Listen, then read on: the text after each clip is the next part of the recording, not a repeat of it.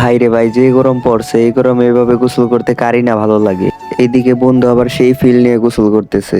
তো আমি আবার দেখতেছিলাম পাকনামি করে যে পানির নিচে ভিডিও কেমন আসে। পানির নিচে ভিডিও খুবই দারুণ আসতেছিল। যাক, এই ছিল আমার ফোনটার গোসল করানো হয়ে গেল। Hey guys, Assalamu alaikum. Myself Mahmudul Hassan Fahim and welcome to vlog 6. তো কাকার পোলাদেরকে নিয়ে 6 নাম্বার ব্লগটা কমপ্লিট করার জন্য আজকে আমরা এসে পড়লাম। তো ভিডিওটি যারা যারা দেখতেছেন তারা অবশ্যই লাইক করবেন, কমেন্ট করবেন এবং আমার ইউটিউব চ্যানেলটি সাবস্ক্রাইব করে দেবেন।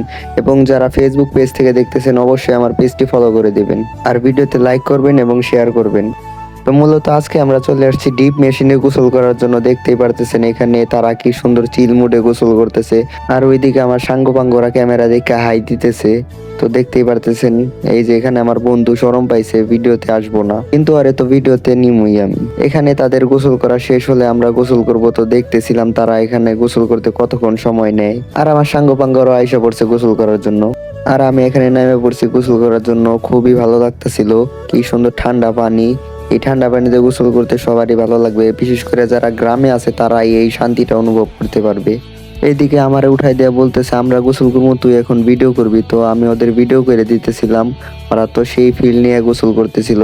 এইভাবে গোসল করার মজাটা শুধু গ্রামের পোলাপানরাই বুঝবে, শহরে এরকম থাকে না।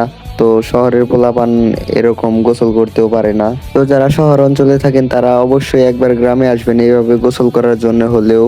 তো দেখতেই পাচ্ছেন আমরা কিরকম চিল মুড এখানে গোসল করতেছি, খুবই ভালো লাগতেছিল। অনেক গোসল করে ফেলেছি, এখন বাসায় যাওয়ার পালা। তো এখান থেকে উঠতেও মনে চাইতেছিল না, খুবই ঠান্ডা পানি, এখানে খুব ভালো লাগতেছিল। তো বেশিক্ষণ গোসল করলে আবার মাথার চুল আঠা হয়ে যাবে, তার জন্য আমাদের এখান থেকে এখন যাইতে হবে বাসায়। বাসায় গিয়ে আবারও গোসল করতে হবে শ্যাম্পু দিয়ে, না হলে চুলের অবস্থা পুরো খারাপ হয়ে যাবে। তো আজকের ভিডিওটি ছিল এই পর্যন্তই। যদি ভিডিওটি ভালো লেগে থাকে অবশ্যই লাইক করবেন, কমেন্ট করবেন এবং আমার চ্যানেলটি সাবস্ক্রাইব করে দেবেন।